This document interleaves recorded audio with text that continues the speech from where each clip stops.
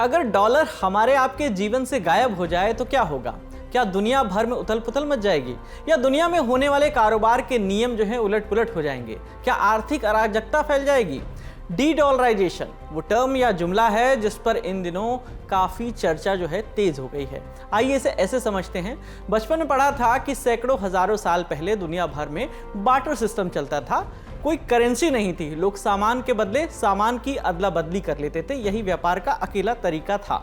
इसमें यह तय हो पाना मुश्किल था कि कितने सामान के बदले दूसरा कितना सामान देगा, माने कितने किलो आटे के बदले में 1 किलो बासमती चावल मिलेगा। फिर व्यापारी जमीन और समंदर के रास्ते दूसरे देशों में व्यापार करने जाने लगे तो व्यापार के लिए कॉमन रेफरेंस की दिक्कत और बढ़ी। धीरे धीरे इंसान ने ये दिक्कत दूर कर ली।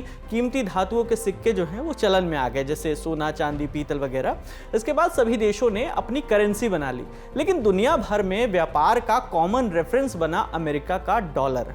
आज किसी छोटे से बच्चे से पूछ लीजिए डॉलर क्या है तो जवाब आएगा ग्लोबल करेंसी, यानी कि अंतर्राष्ट्रीय मुद्रा। क्यों? क्योंकि आज दुनिया भर के देश और व्यापारी डॉलर में ही व्यापार कर रहे हैं। बॉलीवुड मूवीज से लेकर देशों की रक्षा सौदों तक मिलियन डॉलर, बिलियन डॉलर की डील का जिक्र आज आम बात है। लेकिन क्या हमेशा ऐसा ही रहेगा? हो सकता है एक दिन सारी डील्स जो हैं वो चीन के जो करेंसी है युआन, या रूस की करेंसी रूबल, या भारतीय रुपए में होने लगे, या डॉलर को हटाने के लिए कोई नई मुद्रा ही बना दी जाए। दुनिया भर में इस बड़े उलटफेर की अटकलें लगाई जा रही हैं। नमस्कार, मेरा नाम है विकास वर्मा और आप देख रहे हैं मास्टर क्लास, जिसमें आज हम समझेंगे कि ये डी डॉलराइजेशन क्या है। क्या विदेशी व्यापार में डॉलर का भौकाल जो है वो खत्म होने वाला है? इससे अमेरिका को क्या खतरा है? और क्या अब ग्लोबल मार्केट में चीनी युआन चला करेगा? सबसे पहले बात डॉलर की। आखिर ये इतना मजबूत बना कैसे?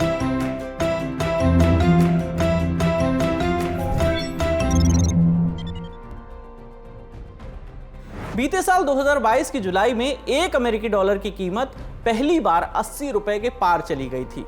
और आज जब हम आपको ये कहानी सुना रहे हैं तब 1 डॉलर की कीमत 82 रुपए 4 पैसे है। डॉलर या पाउंड किसी करेंसी की मार्केट वैल्यू कैसे घटती बढ़ती है, ये एक लंबी कहानी है, लेकिन संक्षेप में आप इसको ऐसे समझिए कि यहाँ भी डिमांड और सप्लाई वाला गेम चलता है।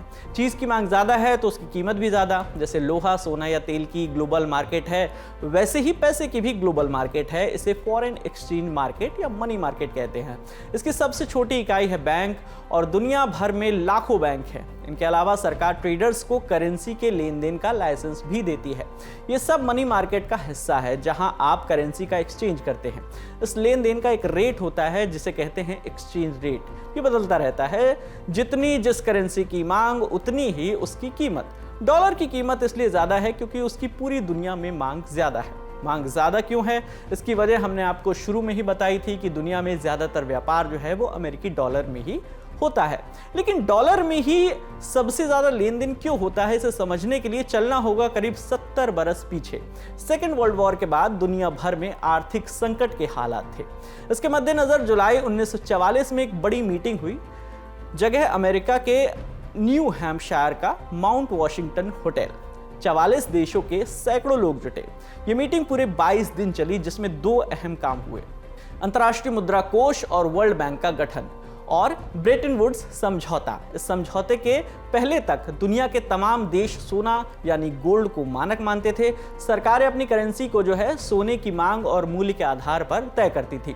ब्रेटन वुड्स समझौते के तहत विकसित देशों ने मिलकर यह तय किया कि अमेरिकी डॉलर के मुकाबले ही बाकी सभी करेंसी का एक्सचेंज रेट होगा, क्योंकि इस वक्त अमेरिका के पास ही सबसे ज्यादा गोल्ड का स्टॉक था।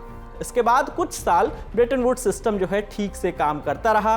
साल 1958 तक ज्यादातर देश सोने के बदले डॉलर वाली इस प्रणाली को अपना चुके थे।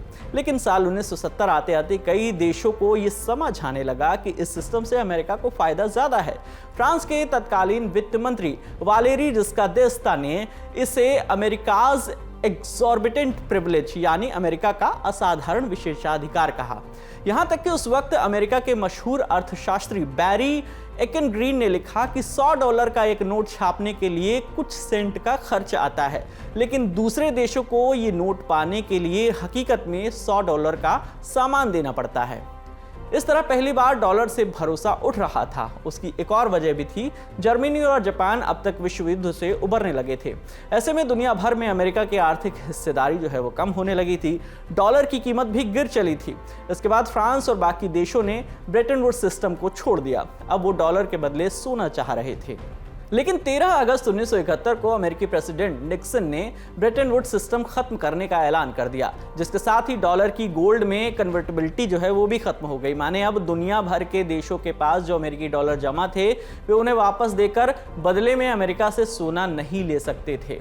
निक्सन के इस कदम का मकसद डॉलर की कीमत को स्थिर बनाए रखना था और वो इसमें सफल भी हुए।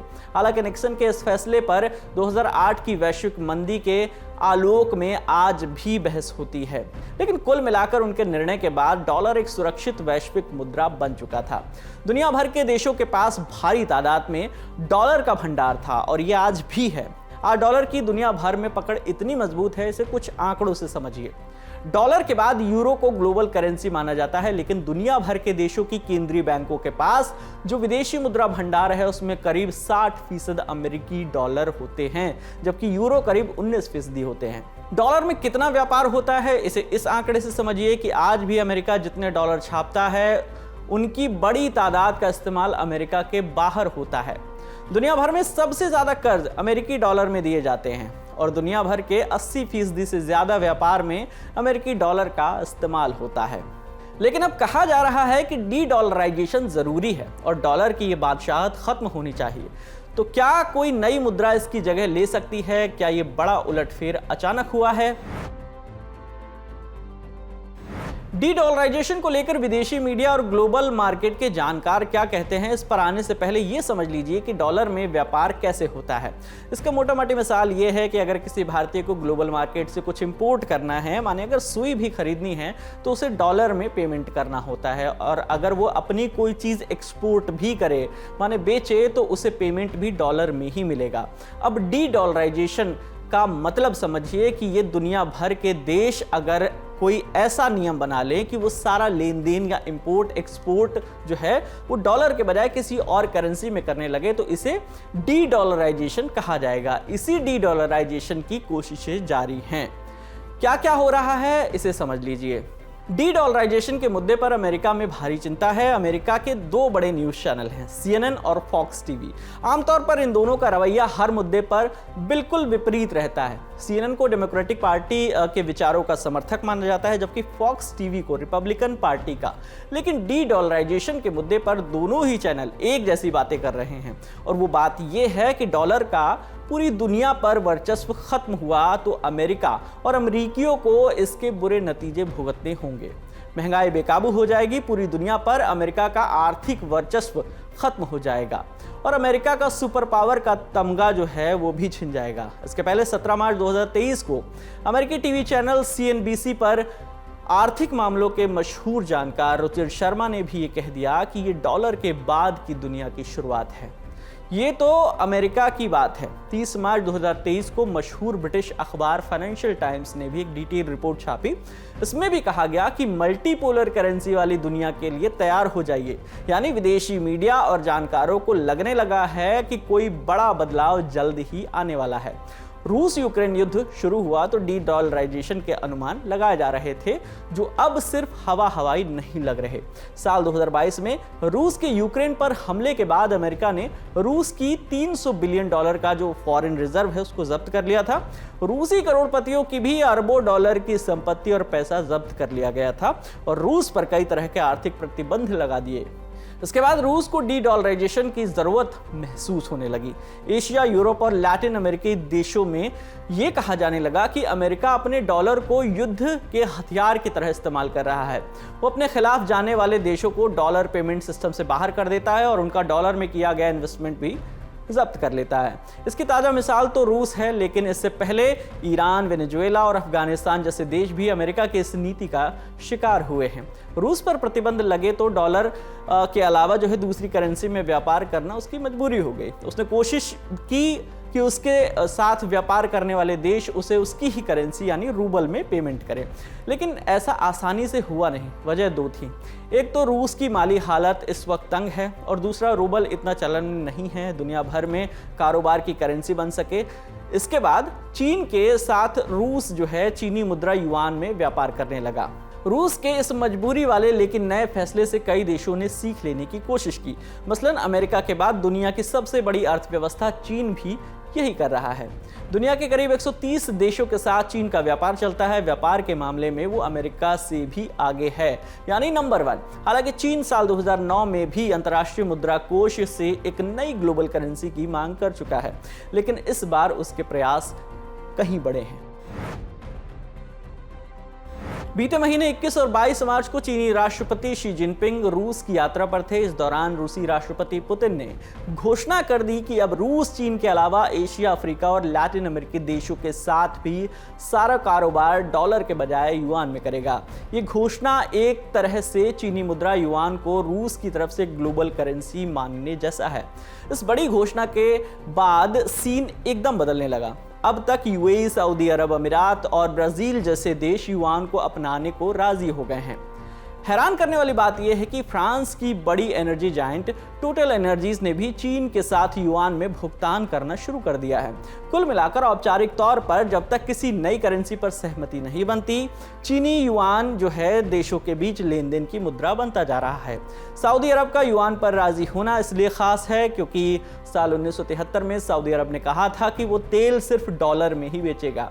इसके बाद दुनिया भर के देशों को सऊदी से तेल लेने के लिए अपने फॉरेन करेंसी रिजर्व में डॉलर रखना जरूरी हो गया था और अब सऊदी अरब ने डॉलर से अपने जो है हाथ वो पीछे खींच लिए हैं।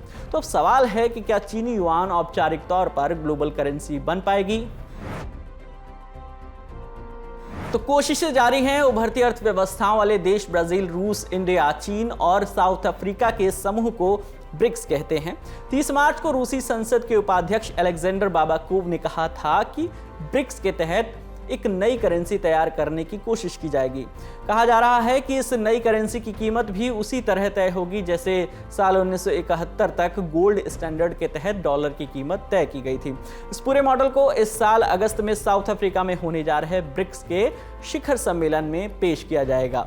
इस कोशिश को अर्थशास्त्री भी नामुमकिन नहीं मानते। फाइनेंशियल टाइम्स के मुताबिक गोल्डमैन सैक्स ग्रुप के इकोनॉमिस्ट रहे जिम ओनील की रिसर्च में कहा गया है कि अब ब्रिक्स देशों को डॉलर का इस्तेमाल बंद कर देना चाहिए क्योंकि इसकी कीमत जरूरत से कहीं ज्यादा बनी हुई है। फाइनेंशियल टाइम्स बीते साल की सेंटर फॉर इकोनॉमिक्स पॉलिसी की एक बीते साल की रिसर्च का हवाला देते हुए भी ये कहता है कि दुनिया में कई ग्लोबल करेंसी में व्यापार का जमाना आ सकता है।